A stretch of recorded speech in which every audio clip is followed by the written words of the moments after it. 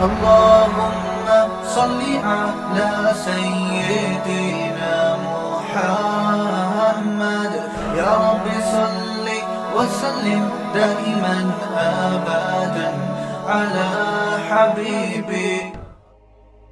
آج کل آپ یہ ملحد اور ایتھیسٹ لوگوں کو دیکھیں, یہ لوگ بھی بڑا تمسخر والے لب و لہجے میں اسلام کا مذاق اڑا رہے ہوتے ہیں, بڑے تمسخر والے. ایک نے ریکارڈ کروایا کہ یہ جو بقرعید ہے نا, یہ مولویوں کی جو توندیں ہیں, ایک دکھایا اتنی بڑی توند والا کوئی داڑھی والا بیٹھا ہوا ہے, اس کی تصویر دکھائی, کہا یہ بکروں کا قبرستان ہے, اس کا جو پیٹ ہے نا یہ کیا ہے, بکروں کا قبرستان. وہ بقرعید کا مذاق اڑا رہا تھا کہ یہ لاکھوں جانوروں کو ذبح کر کے ظلم کرتے ہیں. اب دیکھو اصولی طور پر جو اعتراض بنتا تھا اس میں نہ مولوی کو دکھانے کی ضرورت تھی, نہ وہ کوئی موٹی توند والا کوئی بندہ دکھانے کی ضرورت تھی, نہ یہ کہنے کی ضرورت تھی یہ بکروں کا قبرستان. اتنے کون مولوی بکرے کھا لیتا ہے کہ وہ بکروں کا قبرستان کہا جائے اس کے پیٹ کو؟ اور ویسے بھی گوشت کھانے سے پیٹ تو اور وزن جو بڑھتا ہے یہ تو روٹی چاول کھانے سے بڑھتا ہے. آپ ڈاکٹروں سے پوچھو گوشت کھانے سے ویٹ تھوڑی بڑھتا ہے. تو یہ مثال ہر لحاظ سے کیا تھی؟ غلط. لیکن بھرم میں لینے کے لیے تاکہ بقرعید کا لوگوں کے دماغ میں ایک غلط کانسیپٹ بیٹھے, تو یہ بھرم بازیوں کے لیے. ورنہ دلائل سے آپ بات ریکارڈ کروا دیتے, یار یہ لاکھوں جانور بغیر وجہ کے کٹ رہے ہیں, یہ جانوروں پہ ظلم ہے, ہم اس کا جواب ریکارڈ کروا دیتے. تو یہ جتنے باطل لوگ ہیں نا یہ تمسخر والے لب و لہجہ اختیار کرتے ہیں. انسان کی نیچر ہے جب کسی کا مذاق اڑاتا ہے نا, تو جس کا مذاق اڑ رہا ہے اس کی ویلیو آپ کے دل سے ختم ہو جاتی ہے. جب ویلیو ختم ہو جاتی ہے تو پھر آپ اس کی بات کو اہمیت نہیں دیتے. یہی وجہ ہے کہ ہمارے نبی صلی اللہ علیہ وسلم نے بڑے بڑے مجرموں کو معاف کیا ہے. ایسے ایسے مجرم, ایک جنہوں نے حضرت حمزہ کو آپ کے سگے چچا کو قتل کیا, ان کو آپ نے معاف کر دیا. لیکن جو نبی کی حجو کرتا تھا نا, اعتراض کرتا تھا, اس کو بھی معاف کیا ہے. بھائی سارے مشرکین اعتراض کرتے تھے, کوئی آپ کو جادوگر کہتا تھا, کوئی شاعر کہتا تھا, کوئی کہتا تھا کہ یہ قرآن کی آیتیں منسوخ کیوں ہو رہی ہیں, ان کو بھی کچھ نہیں کہا. لیکن جس نے حجو کی ہے نا, حجو کہتے ہیں شاعری میں کسی کا کی انسلٹ کرنا, ایسے الفاظ اس کے لیے استعمال کرنا جو بہت ہی نازیبا ہوں, ان کو نبی صلی اللہ علیہ وسلم نے معاف نہیں کیا. ان کے بارے میں حکم دیا کہ جہاں پاؤ قتل کر دو. اگرچہ بعد میں کچھ پکڑے گئے تو ان کو بھی ان بعض میں کو معاف کیا ہے, لیکن جن کو بھی آپ نے قتل کیا ہے نا, ان میں اکثریت وہ تھی جو شاعری میں آپ صلی اللہ علیہ وسلم کی حجو کرتے تھے. کیوں؟ آپ اگر اپنی حجو کرنے کی اجازت دے دیتے ہو نا لوگوں کو اپنا مذاق اڑوانے کی, تو پھر آپ کی بات کی ویلیو ختم ہو جاتی. تبھی میں لوگوں سے کہتا ہوں دیکھو مذہبی طبقے سے اختلاف ضرور کرو, علماء کا مذاق نہ بناؤ, مذاق نہ اڑاؤ. اس سے علماء کی قدر و منزلت لوگوں کے دلوں میں ختم ہوئی تو سمجھ لو اسلام کی قدر و منزلت لوگوں کے دلوں میں ختم ہوئی. ہم کیوں اتنا کہتے ہیں بھائی قرآن کا احترام کرو, حدیث کا احترام کرو, کیوں کہتے ہیں؟ اگر آپ کے دل سے قرآن کا احترام نہیں, ابھی تو بدعملی ہے, لیکن اس بدعملی سے توبہ کی توفیق مل سکتی ہے. آپ نے قرآن کا احترام کرنا اگر چھوڑ دیا, اب پھر آپ کو کبھی بھی عمل کی توفیق نہیں ملے گی. آپ قرآن کی آیتوں کا خدا نخواستہ مذاق اڑانا شروع کر دیں, ابے یہ کیا لکھا ہوا ہے, ابے یہ کیا لکھا ہوا ہے, ابے یہ کیا ہے, ابے یہ کیا ہے, پھر قرآن آپ کے سامنے پڑھ کے سنایا جائے گا, آپ پہ ذرہ برابر بھی اثر نہیں ہوگا. اس لیے وَمَن يُعَظِّمْ شَعَائِرَ اللَّهِ فَإِنَّهَا مِن تَقْوَى الْقُلُوبِ, قرآن شاعر اللہ کی تعظیم کا حکم دیتا ہے. تعظیم تو شاعر اللہ میں علماء بھی داخل ہیں, شاعر اللہ میں بیت اللہ بھی داخل ہے, بیت اللہ کی بھی ہمیں تعظیم کا حکم ہے, شاعر اللہ میں قرآن بھی داخل ہے. اس کی توہین کرنا, ایسے تکیہ بنا کے اس کے اوپر سر رکھ کے سو جانا, یا ایسے ہی اٹھا کے یوں کر کے پھینک دینا, یہ چیزیں بڑی خطرناک ہیں. اس سے آپ کے دل سے قرآن کی ویلیو ختم. عیسائی بائبل کا احترام نہیں کرتے, تبھی آپ دیکھو وہ بائبل پر عمل بھی نہیں ہے ان کا. میں نے دیکھا ہے پادریوں کو وہ احترام نہیں کر رہے ہوتے بائبل کا. تو یہاں بھی ایسا ہی مسئلہ ہے کہ یہ جو لبرل لوگ ہیں ہمارے معاشرے کے, یہ مولویوں کا شادیاں کرتے ہیں, ٹھرکی ہوتے ہیں, ٹھرکی. اور بھائی جو ٹھرکی ہوتے ہیں وہ شادیاں نہیں کرتے. آپ کو میں ملک کے بڑے بڑے مشہور ٹھرکیوں کے نام بتاؤں جن کو آپ بھی جانتے ہیں, ان کی زندگی میں آپ کو شادی نظر نہیں آئے گی. تو یہ شادیاں کرتے ہیں, ابے یہ کم عمر بچیوں سے شادیاں کرتے ہیں, ایسی باتیں. اور جو ٹھرکی ہوتے ہیں وہ کم عمر بچیوں سے زنا کر رہے ہوتے ہیں جا کے.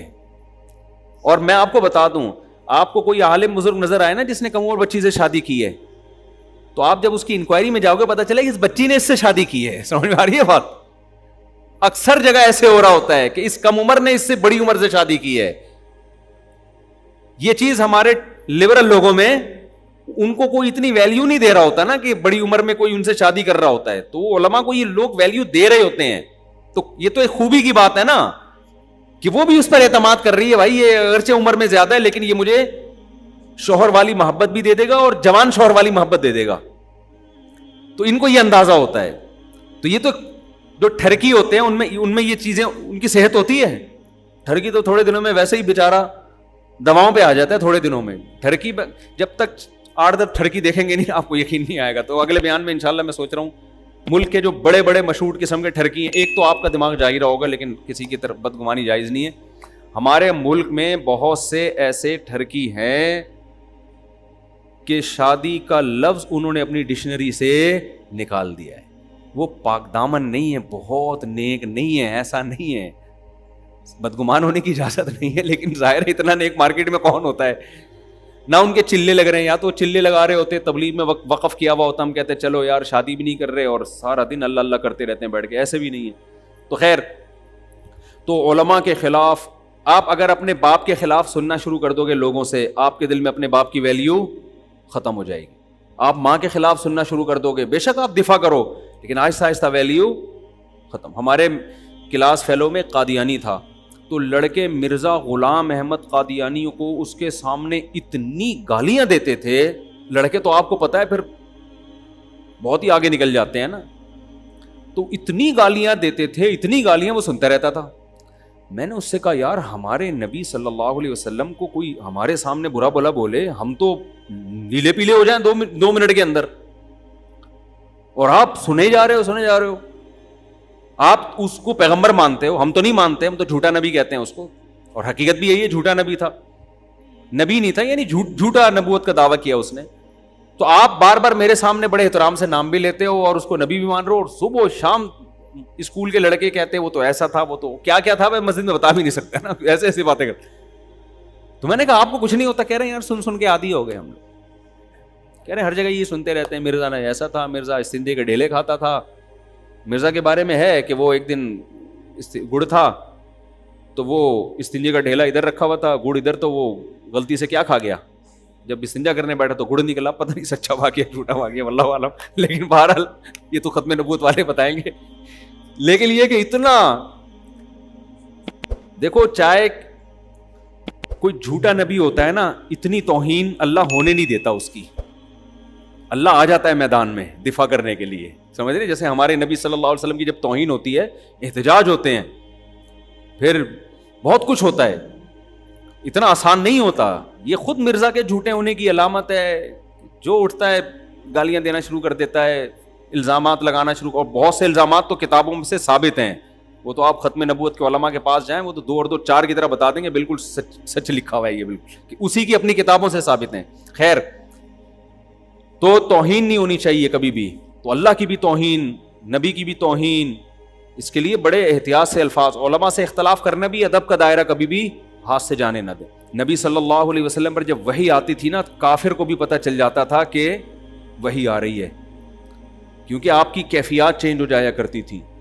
اس بات کو غیر مسلموں نے بھی مانا ہے, انگریز بھی یہ بات مانتے ہیں. انگریزوں نے بھی کتابیں لکھی ہیں جو سیرت پر, اس میں اس کا انکار نہیں کیا انگریزوں نے کہ نبی کی جو کیفیات ہیں وہ چینج نہیں ہوتی تھی, یہ انکار نہیں کیا وہ, کیونکہ اتنی تاریخی روایات ہیں نا. گوروں نے جو کافر ہے نا, یہ کہا ہے کہ محمد صلی اللہ علیہ وسلم نے جو کلام پیش کیا ہے, ایکچولی وہ آپ پر کچھ ایسی کیفیات ہو جاتی تھی کہ آپ پر جنون کی ایک کیفیت ہوتی تھی, اس میں آپ کی زبان سے کچھ الفاظ نکلنا شروع ہو جاتے تھے. جو غیر مسلم ہے نا وہ بھی اس طرح کی ورڈنگ استعمال کرتے ہیں, حالانکہ غلط ہے. جو مجنون ہو جاتا ہے وہ ایسے خوبصورت کلام تھوڑی زبان سے نکالتا ہے, وہ تو اول فل بکنا شروع کر دیتا ہے. وہ یہ تھوڑی کہہ رہا ہوتا ہے ولا تقل لهما اف ولا تنهرهما, ماں باپ کو اف مت کرو, ان کو جھڑکو مت. وقل رب ارحمهما کما ربیانی صغیرا, ان کے لیے دعائیں مانگا کرو کہ اللہ ان پر ایسے رحم کر جیسے انہوں نے بچپن میں مجھ پہ رحم کیا. ڈاکٹر حمید اللہ صاحب ایک بہت بڑے اسکالر گزرے, خطبات بہاولپور کے نام سے ان کے خطبات ہیں. پوری دنیا میں انہوں نے اسلام کا کام کیا, بہت سارے جیپنیز کو مسلمان کیا, فرانس میں بہت سے لوگوں کو, جیپنی زبان میں انہوں نے ترجمہ, حیدرآباد دکن کے تھے انڈیا کے, بڑے عالم گزرے, بڑے بزرگ گزرے, بڑا کام کیا انہوں نے, ریسرچ سینٹر کھولے. تو انہوں نے نا ایک انگریز کا یہ اعتراض نقل کر کے اس کا جواب لکھا ہے, میں نے یہ کتاب بچپن میں پڑھی تھی. گورے کا ایک ریفرنس دیا انہوں نے کہ وہ کیا کہہ رہے ہیں کہ معاذ اللہ آپ پہ مرگی کا دورہ ہوتا تھا. گورا لکھ رہا ہے کہ یہ کیفیات ہوتی تھی جس سے, کیونکہ گوروں نے بھی جب نبی کی تعلیمات دیکھی ہے نا, تو جو نبی کی تعلیمات گورا بھی پڑھتا ہے نا نیوٹرل ہو کے, وہ اگرچہ آپ کو نبی نہ مانے لیکن وہ یہ ماننے پر مجبور ہوتا ہے کہ یار یہ بہت بڑے لیڈر تھے اور انہوں نے خیر بہت زبردست پھیلائی ہے معاشرے میں, سوسائٹی میں.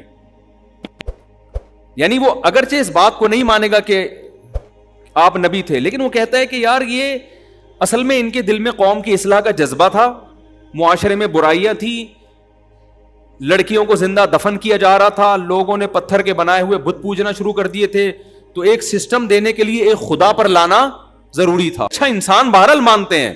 وہ ایک مشہور کتاب ہے نا, جو ہمارے میجر صاحب ہیں وہ ناراض ہو جائیں گے, بولیں گے کتاب کا نام ہی یاد کر لو. وہ مجھے کئی دفعہ کہہ چکے ہیں, لاہور میں ہمارے دوست ہیں آرمی میں میجر ہیں, وہ کہتے ہیں آپ 20 دفعہ اپنے کتاب کا نام لیا, ایک دفعہ بھی صحیح نام لے لیا آپ, تو کیا جا رہا ہے ایک دفعہ کتاب کا نام یاد کر لو, مصنف کا نام یاد کر لو. تو میجر صاحب میں آپ سے یہ کہنا چاہوں گا کہ مجھے یاد ہی اس وقت آتا ہے, یہ میں اتنا مصروف ہوتا ہوں, یاد ہی اس وقت آتا ہے مجھے کہ یار وہ کتاب کا نام دیکھنا ہے. تو ویسے ڈائری ہونی چاہیے, میں خود بھی لوگوں کو ڈائریوں کی ترغیب دیتا ہوں. ڈائری میں آدمی لکھ لے, یادداشت ٹو ڈو لسٹ میں نا یہ ڈال دے کہ یہ کتاب کا نام میں نے یاد کر کے آنا ہے. تو اس میں جو 100 انسان جن دنیا میں جنہوں نے بہت اچھے اثرات ڈالے ہیں, ان میں سب سے پہلے اس نے کس کا نام لکھا ہے؟ محمد صلی اللہ علیہ وسلم. یہ غیر مسلم کی کتاب ہے کہ دنیا میں اچھے اثر, یہ چنگیز خان بھی بہت مؤثر آدمی تھا, ہلاکو خان بھی بہت مؤثر تھا, غلط اثرات ڈالے نا اس نے, بغداد کی خلافت کا خاتمہ کیا, کھوپڑیوں کے مینار بنا دیے. جو 100 وہ افراد جن کے دنیا میں بہت زیادہ اچھے اثرات ہیں, ان میں سب سے پہلے اس نے کس کو رکھا ہے؟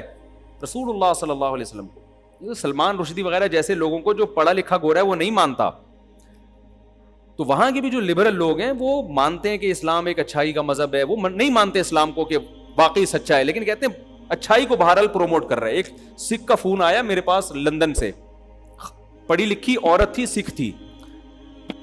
اس نے کہا کہ ہم مانتے ہیں کہ اسلام اچھا مذہب ہے. یہ آج سے میرا خیال 8-10 سال پرانی بات ہوگی. اس نے کہا یہ ہمیں اسلام بہت اچھا لگتا ہے اور اسلام کی تعلیمات بہت اچھی ہیں. تو میں نے کہا اسلام قبول کر لیں, کہ وہ ہمارے لیے بھی بہت مشکل ہے ہمارے لیے اسلام قبول کرنا.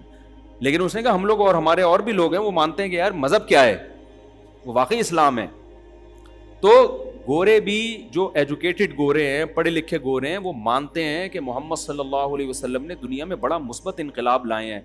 تو وہ مانتے ہیں یہ ساری چیزوں کو, لیکن وہ نبی ماننے کے لیے تیار نہیں. تو پھر وہ تعویلات کرتے ہیں کہ جو وحی کے وقت آپ کی کیفیات ہوتی تھیں, ایکچولی یہ اصل میں کچھ جنون سا ہوتا تھا, شدید سردی میں بھی آپ کو گرمی لگنا شروع ہوئے, کیفیات تھیں اس پہ پھر آپ کی زبان سے کچھ نکلنا شروع ہو جاتا تھا. اور ڈاکٹر حمید اللہ صاحب نے بڑی کھچائی کی ہے کہ یار یہ مرگی کے دورے میں, معاذ اللہ جنون کے دورے میں کلام کیا نکل رہا ہے. انہوں نے تو پوری ڈیٹیل بیان نہیں کی, وہ تو میں اپنی الفاظ میں بیان کر رہا ہوں. کلام کیا نکل رہا ہے؟ وَقُلْ رَبِّ ارْحَمْهُمَا كَمَا رَبَّيَانِي صَغِيرًا, کہ ان کے سامنے اف مت کرو, ان کے لیے دعا کیا کرو, اے اللہ ان پر ایسے رحم کر جیسے انہوں نے بچپن میں مجھ پہ رحم کیا.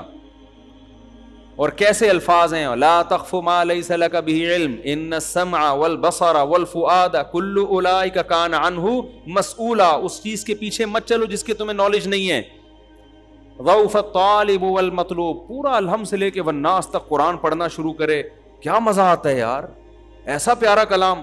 قل لئن اجتمعت الانس, اچھا جب انسان قرآن پڑھتا ہے نا, قرآن کی آیتوں سے متاثر ہوتا ہے, بڑا مزہ آتا ہے. جس کو آتی ہے تفسیر اور جس کو عربی آتی ہے, بڑا مزہ آتا ہے. پھر قرآن بتاتا ہے کہ جو تمہیں اتنا مزہ آ رہا ہے نا, اس کی بھی میں ریزن بتاتا ہوں.